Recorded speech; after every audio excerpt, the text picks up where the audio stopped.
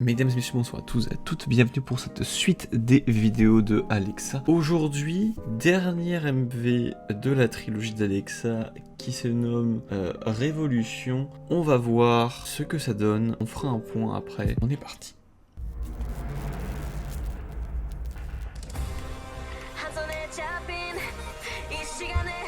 Ok Lara Croft. Ok Not Shine Not Me Easy.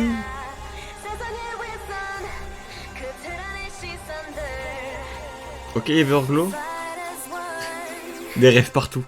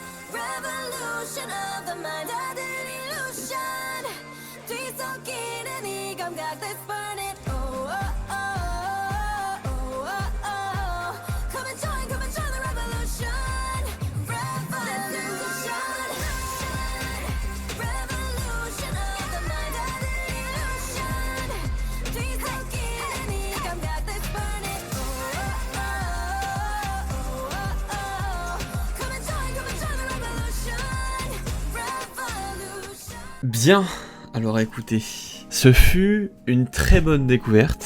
je suis plutôt content en fait du rendu. Je vais aller check qui est Alexa. On va aller regarder qui c'est Alexa. Alors, on a du coup la petite Alexienne qui est évidemment Alexa, qui est américaine. Je me disais aussi c'était un peu obvious.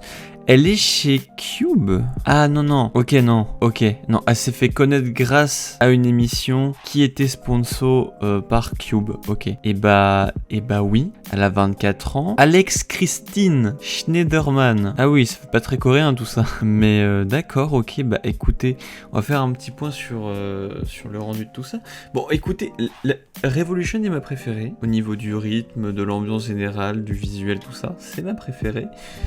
Ensuite, je mettrais Bombe et je mettrais Do or Die. Mais les trois étaient fous. Les trois étaient fous, c'était vraiment impressionnant à quel point tu peux créer un monstre, en fait. Tu peux créer quelque chose de terrible, en fait. Rien qu'avec une seule personne. Évidemment, il y avait toute une équipe technique derrière, j'entends bien, mais je veux dire, il y avait que elle qui était mise en avant. Et j'ai trouvé ça ouf à quel point c'était bien foutu, tu vois. Parce que, par exemple, on parlait de la trilogie Dreamcatcher, Scream, Boca et Odd Eye, trop bien aussi. Mais Alexa était toute seule. Et ça rendait tout aussi bien. C'est fou, je trouve ça incroyable. Et par contre, le budget...